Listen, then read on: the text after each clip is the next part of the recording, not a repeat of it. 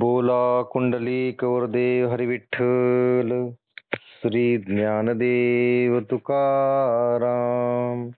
पंढरीनाथ भगवान की जय. माऊली ज्ञानेश्वर महाराज की जय. जगद्गुरु तुकाराम महाराज की जय.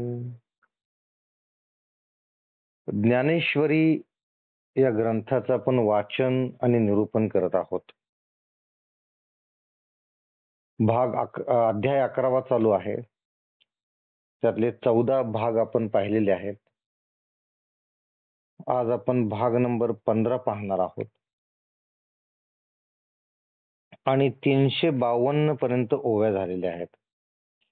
आज त्या पुढचा आपण भाग पाहणार आहोत, पण त्या अगोदर 14व्या भागात काय झालेले आहे थोडक्यात आपण समजून घेऊयात आणि मग पुढे जाऊयात.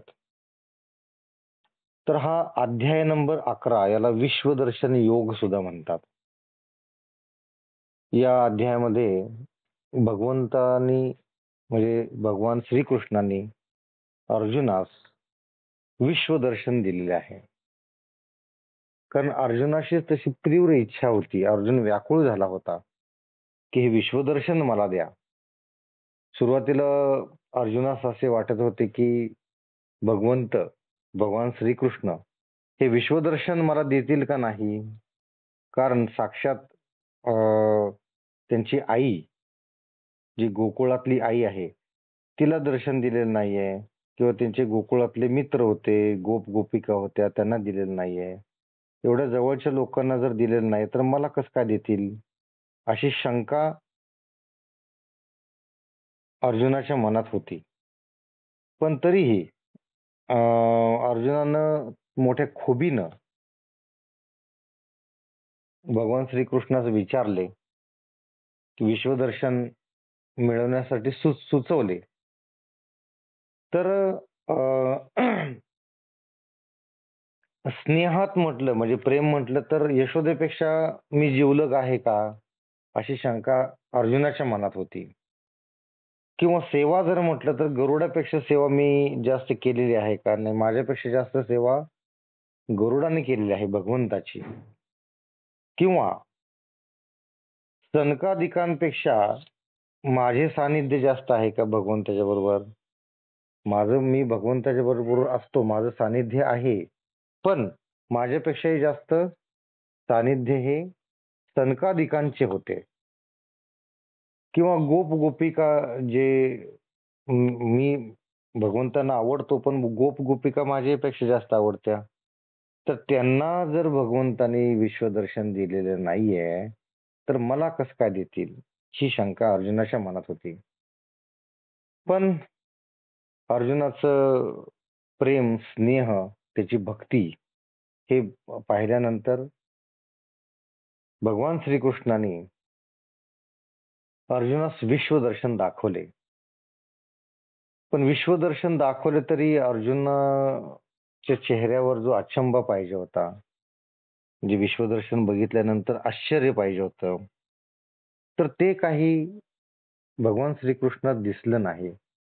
मग भगवंतास लक्षात आले की त्याला ह्या चर्मचक्षुंनी हे विश्वदर्शन दिसणार नाहीये आणि आपण विसरलो आहोत ह्याला दिव्य दृष्टी देण्यासाठी. मग भगवान श्रीकृष्ण अर्जुनास दिव्य दृष्टी देतात आणि दिव्य दृष्टी मिळाल्याबरोबर अर्जुनास ते अकराळ विक्राळ, जे महाभयंकर, जे विशाल विराट असं विश्वरूप बघायला मिळतं. त्या विश्वरूपाचं वर्णन असं आलेलं आहे याच्यामध्ये की त्याला एक मुख नव्हती, असंख्य मुखे होते, असंख्य डोळे होते, असंख्य पोट होते, असंख्य बाहू होते आणि जिकडं पाहावं तिकडे विश्वरूप दिसू लागलं. उजेड असो नसो, सूर्य असो नसो, डोळे उघडलेले असो किंवा नसो, तरी सुद्धा विश्वरूप अर्जुनास दिसत होतं. याला कारण होतं ते म्हणजे दिव्य दृष्टी. दिव्य दृष्टी असल्यामुळं दिवस असो किंवा रात्र असो, डोळे उघडे असो किंवा बंद असो, विश्वरूप अर्जुन बघू शकत होता. तर ते विश्वरूप असं होतं की त्याच्या कंठामध्ये स्वयंप्रकाशित अशा माळा होत्या. स्वयंप्रकाशित म्हणजे सूर्य जसा स्वयंप्रकाशित आहे, अशा माळा होत्या. संपूर्ण शरीरास शुभ्र अशी विभूती लावलेली होती, की ज्याचं तेज हे सूर्याच्या प्रभेपेक्षाही जास्त होतं. हजारो विजा ज्यावेळेस एकत्र येतील, त्यांचं जेवढं तेज असेल त्याही पेक्षा जास्त तेज त्या विश्वरूपाचं होतं.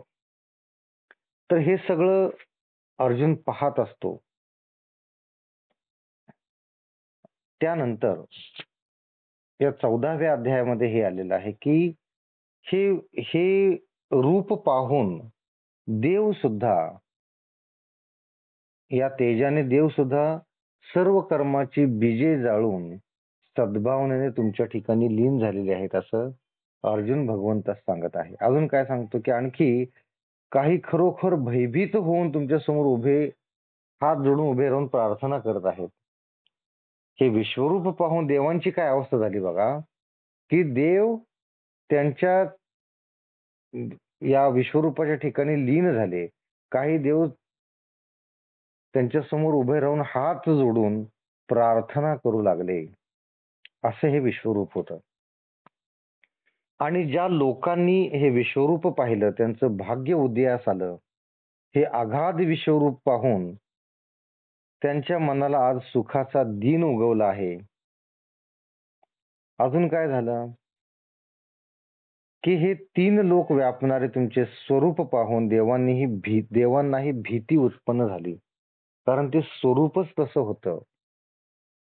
हे विश्वरूप जे आहे ते साजरं गोजिरं असं नव्हतं, सुंदर असं नव्हतं, तर कसं होतं, अकराळ विकराळ होतं, अतिशय मोठं होतं.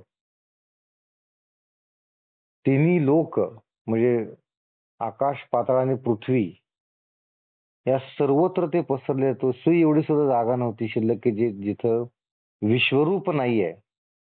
जिकडं पाहावं तिकडं विश्वरूप दिसत होतं. त्यामुळं अर्जुन सुद्धा स्वतः थोडासा घाबरलेला होता, की ज्यानं रुद्राशी म्हणजे शिवाशी युद्ध केलं होतं, असा शूर असणारा अर्जुन सुद्धा घाबरला. कारण ते विचित्र आणि भेसूर होतं. ते जे विश्वरूप होतं ते विचित्र आणि भेसूर होतं, अत्यंत भयंकर होतं.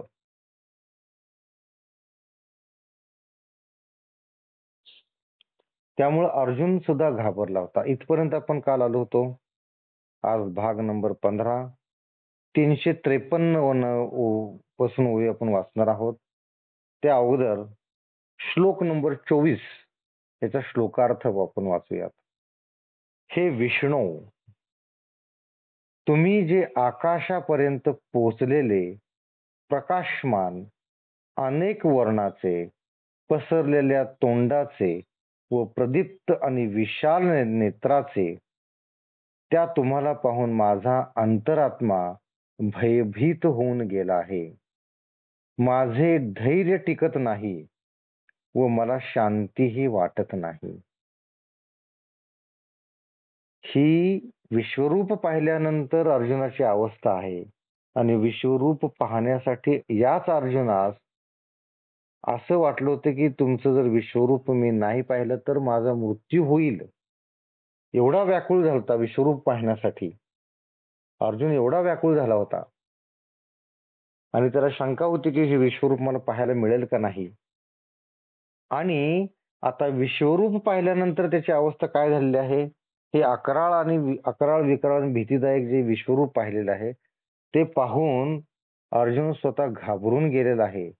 आणि काय म्हणतो की माझा अंतरात्मा भयभीत होऊन गेला आहे, माझं धैर्य टिकत नाही आणि मला शांतीही वाटत नाही. आता इथून पुढे या विश्वरूपाचं जे अकराळ विकराळ रूप आहे, जे भयंकर रूप आहे, त्याचं वर्णन सगळं या ओव्यांमध्ये आलेलं आहे. आपण समजून घेऊयात. ओवी नंबर 353. ठेली महाकाळेसी हटे तटे तैसी किती एक मुखे रागिटे, इही वाढोनिया धाकुटे आकाश केले. गगनाचेनी वाडपणे नाकळे, त्रिभुवनाचीनी याही विरळा विरियान वेटाळे. यायाचेनी वाफा आगी जळे, कैसे धडाडीत असे. तेवीची एक सारखी एक नोहे, एथ वर्णावर्णाचा भेदू आहे. हो का जे प्रलयी सावावे लाहे, वन्ही यायचा.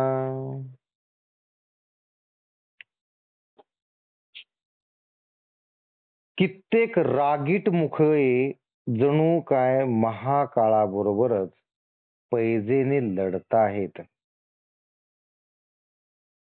त्यांनी आपल्या मोठेपणाने आकाशास मागे टाकले आहे.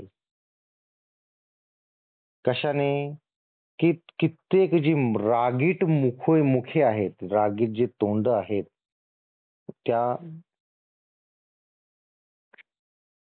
विश्वरूपाची, ते विश्वरूपाचे तोंडे कसे आहेत की रागीट आहेत आणि महाकाळाबरोबर पैज पैज लढत आहेत, एवढे ते भयंकर आहेत. आणि त्यांनी आपल्या मोठेपणाने आकाशात सुद्धा मागे टाकले, म्हणजे आकाशापेक्षाही मोठे होते ती तोंडे. म्हणजे बघा किती विशाल, किती मोठं रूप आहे ते.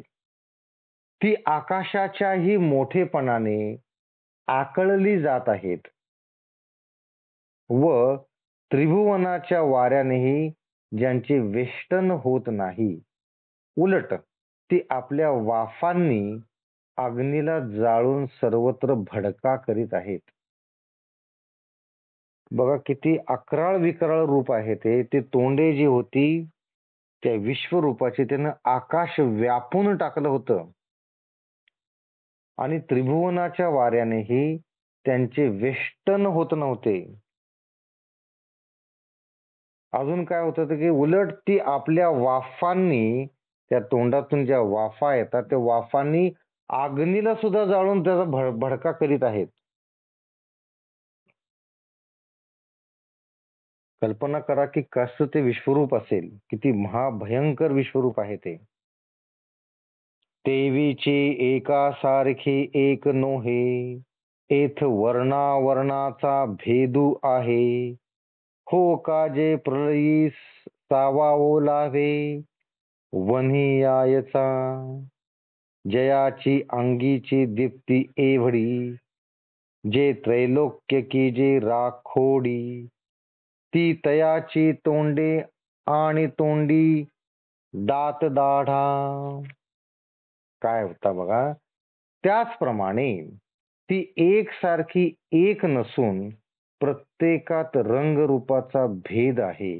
तोंडे कशी आहेत? एकसारखी नाही आहेत, वेगवेगळी तोंडे आहेत, त्यांचं रंगरूपही वेगळं आहे. व प्रलय काळाचा अग्नी ज्या वेळेस उत्पन्न होतो त्यावेळेस तो यांच्याच साह्याने पृथ्वीचा प्रलय करतो की काय, कोण जाणे. एवढी ती अकराळ विकराळ होते की ज्यावेळेस प्रलय काळीचा अग्नी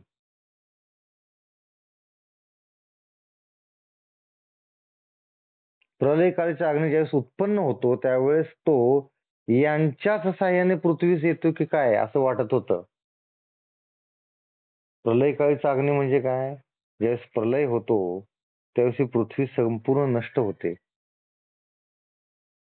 संपूर्ण पृथ्वी अग्नीच्या मुखामध्ये जाते. तो अग्नी येतो कुठून? तर असं वाटत होतं की या मुखातूनच तो अग्नी येतो की काय. एवढी ती अकराळ विक्राळ मुखे होती. यांच्या अंगचे तेज एवढे आहे की ज्याने त्रैलोक्याची राखुंडी होते, त्यातही तोंडे आहेत आणि तोंडात दात व दाढा आहेत. याचं तेज एवढं मोठं आहे की या त्रैलोक्याची त्या तेजानेच राखुंडी जळून जळून भस्म होतात की काय असं वाटत आहे. अजून काय, त्यातच अजून काही ह्यांची नुसती तोंड नाही तर तोंडात दात पण आहेत आणि दाढा पण आहेत.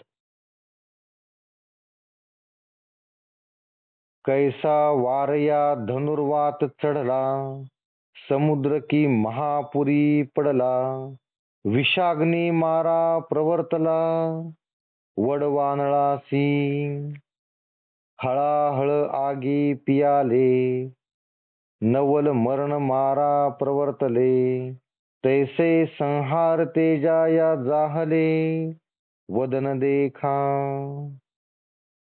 परी कोनो माने विशाळ, जैसे तुटिलिया अंतराळ, आकाशासी कवळ पडोनी ठेले, ना तरी काखे सुनी वसुंधरी, जय हिरण्यक्षु रिगाली विवरी, तै उघडले हटकेश्वरी, तेवी पाताळ कुहर.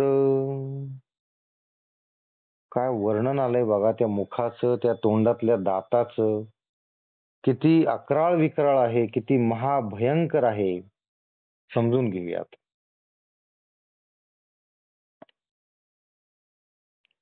काय वाऱ्याला धनुर्वात झाला, किंवा समुद्राला महापूर येऊन तो मर्यादा सोडून वाहू लागला, अथवा वडवानळाच्या साह्याने विषरूप अग्नी मारण्यास प्रवर्तला आहे की काय, अशी अवस्था झाली आहे. एवढंही ते अक्राळ विक्राळ रूप होतं की वाऱ्याला धनुर्वात झाला की काय असं वाटावं. वारा म्हणजे साक्षात वाऱ्याला कधी धनुर्वात होतो का, तसं वाटावं. किंवा समुद्राला महापूर येऊन तो समुद्राला कधी महापूर येत नसतो, पण समुद्राला महापूर येऊन त्यानं मर्यादा सोडून वाहू लागला की काय असं वाटू लागलेलं आहे. किंवा विषरूप अग्नी मारण्याच्या प्रवर्तला आहे की काय, असं ते अक्राळ विक्राळ रूप होतं.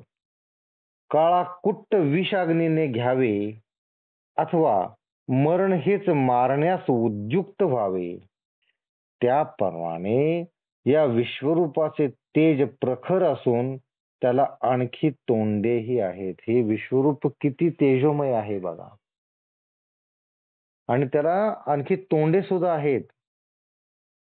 विश्वरूप कसं तेजोमय आहे की काळे कुट्ट विष अग्नीने घ्यावे की काय असं वाटावं, किंवा मरण हेच मारण्यास उद्युक्त व्हावे, असं हे विश्वरूप प्रखर होतं. त्याचं तेज एवढं प्रखर होतं. परंतु ती तोंडे केवढी मोठी आहेत म्हणाल तर आकाश मध्येच तुटून त्याला जशी खिंड पडावी त्याप्रमाणे. म्हणजे आपण आकाशाकडे पाहतो बघा, संपूर्ण आकाश भरून आलेलं असतं, पण मध्येच म्हणजे संपूर्ण आकाश ढगांनी भरून आलेलं असतं, आणि मध्येच एखादं विवर दिसतं, त्यातून आपल्याला निळं आकाश दिसत असतं. तेवढी ही तोंड होती. ही तोंड म्हणजे आकाश भरून त्यात विवर, त्यात खळगा पडला की काय असं वाटावं, अशी एवढी मोठी ही तोंड होती. बघा अर्जुनाची काय अवस्था झालेली असेल. हे सगळं अकराळ विकराळ रूप पाहून अर्जुनाची काय अवस्था झाली असेल. तो घाबरलेला आहे, भेदरलेला आहे. कारण ही एवढी अकराळ विकराळ तोंड होती त्या विश्वरूपाची की आकाश मध्येच तुटून त्याला जशी खिंड पडावी त्याप्रमाणे ही तोंड एवढी मोठी होती. किंवा हिरणाक्ष राक्षस पृथ्वी काखेत मारून ज्यावेळेस पाताळात जाव्यास निघाला, ही कथा आपण ऐकलेली आहे की हिरण्याक्ष राक्षस अख्ख्या पृथ्वीला काखेत मारून पाताळात निघून जातो, समुद्रामध्ये बुडवून ठेवतो. नंतर विष्णू हे वराह अवतार घेऊन ती पृथ्वी परत आणून जागच्या जागी स्थापन करतात, अशी ती कथा होती. त्याचा उल्लेख इथं परत आलेला की हिरण्याक्ष राक्षस पृथ्वी काखेत मारून ज्यावेळेस पाताळात जाव्यास निघाला त्यावेळेस हटकेश्वराने, आता हटकेश्वर म्हणजे कोण आहेत की जे सप्त पाताळाखालील जे महादेव आहेत त्या अवताराला हटकेश्वर म्हणतात. म्हणजे महादेवाचाच पाताळातील अवतार आहे तो. त्यांचं नाव आहे हटकेश्वर. तर ज्यावेळेस हा हिरणाक्ष राक्षस काखेत पृथ्वी मारून पाताळास ज्यावेळेस निघाला, त्यावेळेस हटकेश्वराने जसे पाताळाचे विवर उघडले, विवर म्हणजे मोठं जे विवर खड्डा असतो तो उघडला, त्याप्रमाणे ही तुमची तोंडे पसरलेली असून त्यात जिव्हा आकाशाने लडबडत आहेत, आवेशाने लडबडत आहेत. तोंड कशी आहेत की हटकेश्वराने विवर उघडावं तसं तुमचं तोंड आहे, आणि त्या तोंडामध्ये काय आहे, जिव्हा आहे. ती जिव्हा कशी आहे, आवेशाने लडबडत आहेत. जिव्हा सुद्धा लडबडत आहेत आवेशाने.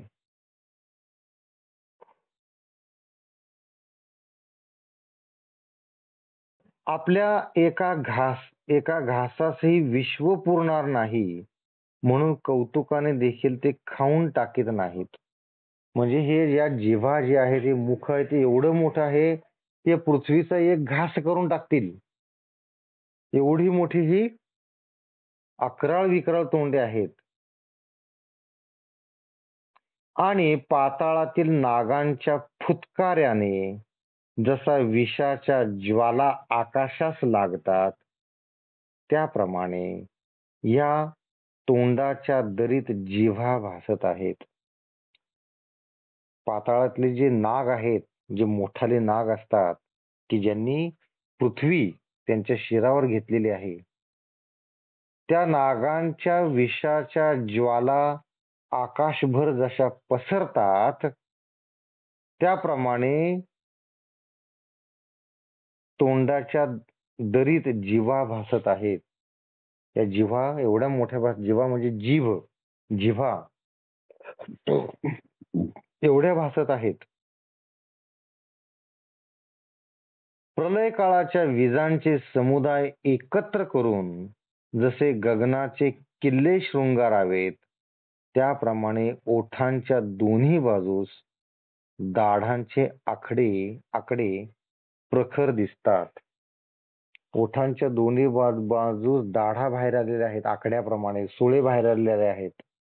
ते कसे दिसत आहेत की प्रलय काळांच्या ज्या विजा होत्या, त्या विजांचे समूह एकत्र येऊन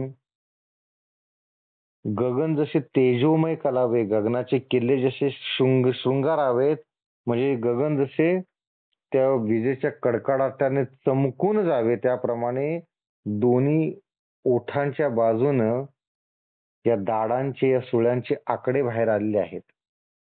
कल्पना करा कसं दिसत असेल ते रूप. कोणीही घाबरणार.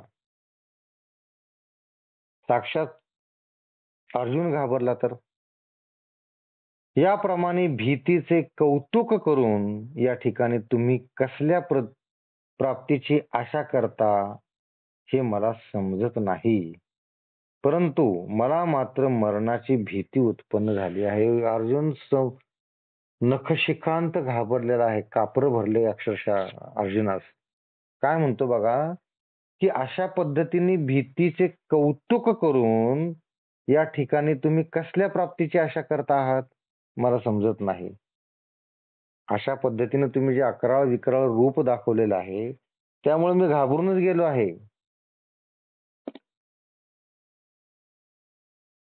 देवा विश्वरूप पहावयाचे डोहाळे, केले तिये पावलो प्रतिफळे, बापा देखिलियासी आता डोळे, निवावे तैसे निवले.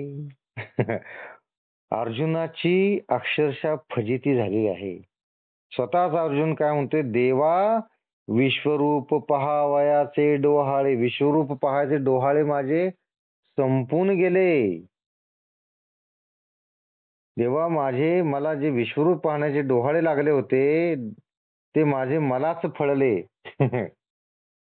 आणि काय म्हणतो, व ते रूप पाहून जशा रीतीने डोळ्यांची शांती व्हायला हवी पाहिजे होती, त्याप्रमाणे झाली आहे बाबा. अशी फजिती झाली. घाबरलाय अर्जुन. अहो अहो देहो पार्थिव कीर जाये, ययाची काकुळती कणवा आहे. परी आता चैतन्य माझे पिवाये, वाचे की न वाचे. एरवी भयास्तव अंग कापे, नावेक आगळे तरी मन तापे. अथवा बुद्धी ही वासिपे, अभिमानो विसरिजे. परी एतुलिया आगळा, जो केवळ आनंद एक कळा. तया अंतरात्मा ही निश्चळा, शियारी आली. बाप साक्षात्काराचा वेधू, कैसा देशधडी केला बोधू. हा गुरु शिष्य संबंधू, विपाये नादे. देवा तुझे ये दर्शन, जे वैकल्प उपजले आहे अंतःकरणी, ते सावरावया लागी गवसणी. धैर्याची करीतसे.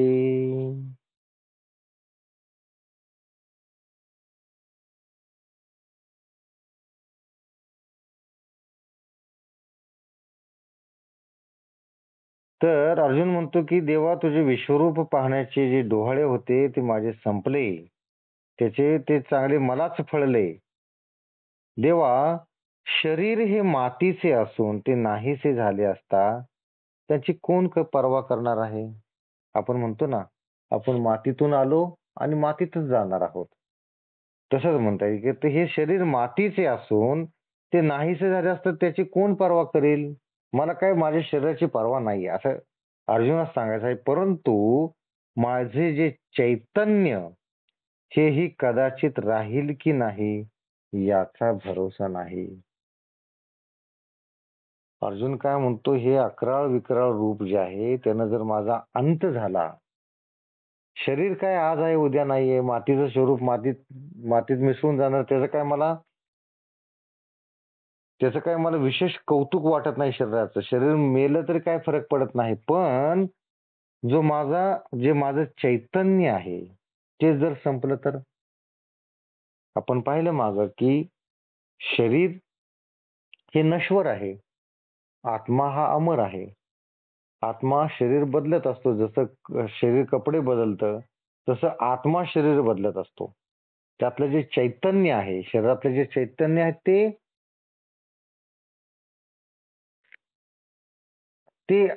शरीर बदलत असतं. तर अर्जुनास आता ही काळजी पडलेली आहे की माझं शरीर जाते जाऊ दे, काही फरक पडत नाही, पण माझं चैतन्य हे कदाचित राहील की नाही याचा भरोसा नाही. देवा, बहुत मनालाही ताप उत्पन्न होत आहे व बुद्धीला भीती उत्पन्न होऊन अभिमानाचाही विसर पडला आहे. अभिमान काय होता अर्जुनास, की मी शिवाशीही लढलो आहे. अर्जुनाचे भरपूर पराक्रम आहे, त्याला अभिमान होता, अभिमान आहे, पण तो अभिमानाचाही आता विसर पडला आहे. अभिमान पूर्ण गळून पडला आहे. कशामुळं, तर थोडा बहुत मनाला ताप उत्पन्न होत आहे. हे अकराळ विकराळ रूप पाहून मनाला ताप उत्पन्न होत आहे आणि बुद्धीला भीती उत्पन्न झालेली आहे.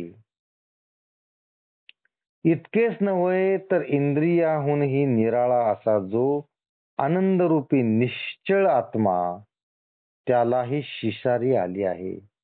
आत्मा कसा असतो, आनंदरूपी असतो, निश्चळ असतो. तर त्यालाही शिसारी उत्पन्न झालेली आहे, नोशिया झालेला आहे. हे अकराळ विकराळ रूप पाहून. देवा, विश्वरूपाचा साक्षात्कार काय सांगावा, की ज्याच्या दर्शनाने माझे ज्ञानच देशोधडीस लागले. हा विश्वरूपाचा साक्षात्कार बघून त्याचं दर्शन घेऊन माझे ज्ञान देशोधडीस लागले आणि माझा व तुमचा जो गुरु शिष्यांचा संबंध तो या जगास उरेल की नाही याचा मला संशय आहे. या जगात हा तुमचा आणि माझा गुरु शिष्याचा संबंध सुद्धा उरेल की नाही याची मला शंका वाटत आहे. देवा, तुमच्या विश्वरूपाच्या दर्शनाने माझे माझे व्याकुळ झालेले अंतःकरण सावरून धरण्याकरता त्याला मी धीर देण्याची खटपट करीत आहे. म्हणजे माझ्या अंतःकरणाला मी स्वतःच सावरत आहे. हे विश्वरूप पाहून माझे अंतःकरण व्याकुळ झालेले आहे.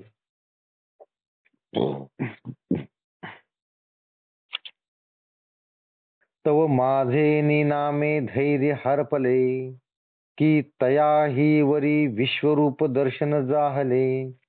हे असो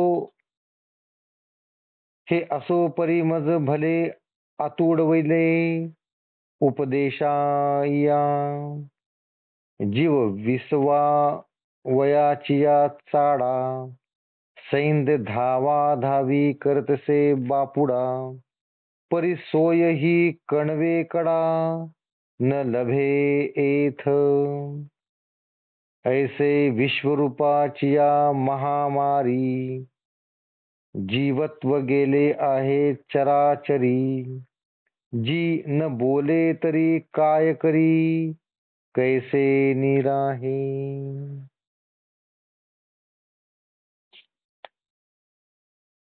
मूळ माझे व धैर्याचे वावडे पडले आहे. मूळ माझे व धैर्याचे वाकडे पडले आहे. तशात हे विश्वरूप डोळ्यांनी पाहिले हे असो, परंतु शाबास, तुम्ही मला उपदेशाच्या घोटाळ्यात चांगलेच पाडले. काय म्हणतो बघा अर्जुन, की मूळ माझे व धैर्याचे वाकडे पडले आहे. म्हणजे मी आणि माझं धैर्य सगळं संपूनच गेलेलं आहे. तशात हे विश्वरूप डोळ्यांनी पाहून हे असो, परंतु शाब्बास, उपरोधन म्हणतो, शाब्बास भगवंता, शाब्बास, तुम्ही मला उपदेशाच्या घोटाळ्यात चांगलेच पाडले. माझ्या जीवात्मा विसावा घेण्याच्या निमित्ताने बिचारा चहूकडे धाव घेत आहे. माझा जीवात्मा विसावा घेण्यासाठी चहूकडे धाव घेत आहे, परंतु त्याला कोठेही थारा मिळत नाही. कशी अवस्था झाली बघा अर्जुनाची, कशी फजिती झाली बघा, घाबरून गेला बिचारा. याप्रमाणे तुमच्या या विश्वरूपी महामारीच्या दर्शनाने स्थावर जंगमादी सृष्टीतील सर्वांचे जीवित्व नाहीसे झाले आहे. विश्वरूपाची महामारी म्हणजे काय? महामारी कशाला म्हणतात? मध्ये कोरोनाची आलती ती महामारी, पूर्वी प्लेग यायचा ती महामारी, पटकी ज्याला म्हणायचे, देवी यायच्या, कॉलरा व्हायचा, गॅस्ट्रो व्हायच्या, ह्या सगळ्या महामाऱ्या म्हणजे हे पसरणारे आजार असतात, संसर्गजन्य आजार असतात की जे एकाची लागण एकाकडून दुसऱ्याला लागण होते आणि सर्व समाजाला, सर्व गावेचे गावे त्या संसर्गाने बाधित होतात. तर त्याला म्हणतात महामारी. तर इथे शब्द काय वापरले? तुमच्या विश्वरूपाची महामारी. या विश्वरूपाच्या महामारीच्या दर्शनाने स्थावर जंगम सृष्टीतील सर्वांचे जीवित्व नाहीसे झाले आहे. स्थावर जंगम म्हणजे या पृथ्वीवर जेवढे काही जीव आहेत त्यांचे जीवित्व नाहीसे झाले आहे, ते मरण पावले आहेत. पण जर तुम्हाला शरण न आलो तर मी जिवंत तरी कसा राहीन? भगवंता, मी जर तुम्हाला शरण नाही आलो तर मी जगणं माझं कठीण आहे. ते विश्वरूप पाहून अशी फजिती झाली अर्जुनाची, घाबरून गेला बिचारा. कुणीही घाबरणार, असंच आहे ते विश्वरूप. तर आज आपण इथंच थांबणार आहोत. पुढचा 25वा श्लोकाचा श्लोकार्थ फार मोठा आहे. त्यामुळं अर्धवट होण्यापेक्षा आपण आज इथंच थांबूयात. आज आपण काय पाहिलंय बघा, की या अध्याय नंबर 15 मध्ये अध्याय नंबर 11 मध्ये हा जो 24वा जो श्लोक आहे, त्या श्लोकात या विश्वरूपाचं, त्या चेहऱ्याचं, त्या मुखांचं, त्याचं अकराळ विकराळपण हे संपूर्ण याचं वर्णन केलेलं आहे. की हे किती अकराळ विकराळ होतं, ते काय बघण्यास गोमटं नव्हतं, सुंदर नव्हतं ते विश्वरूप. अतिशय अकराळ विकराळ. आकाशाला विवर पडावं, आकाशाला भगदाड पडावं अशी ती तोंड होती. एवढी मोठी होती तोंड. जिव्हा अशा लपलपत होत्या की जो पाताळातील जे नाग असतात त्यांच्या फुटकाराने आकाशात जशा ज्वाला भडकतात, तशा त्या जिव्हा लपलपत होत्या. असं हे अकराळ विकराळ रूपाचं वर्णन याच्यामध्ये आलेलं आहे. तर आज आपण इथंच थांबूयात.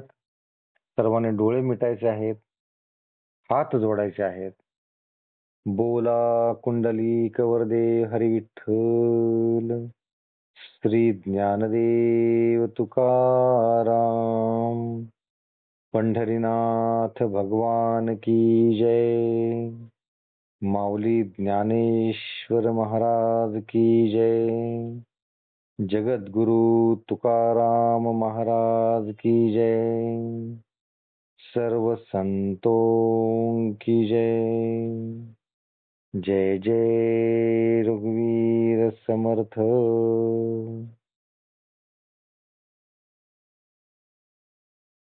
राम कृष्ण हरी.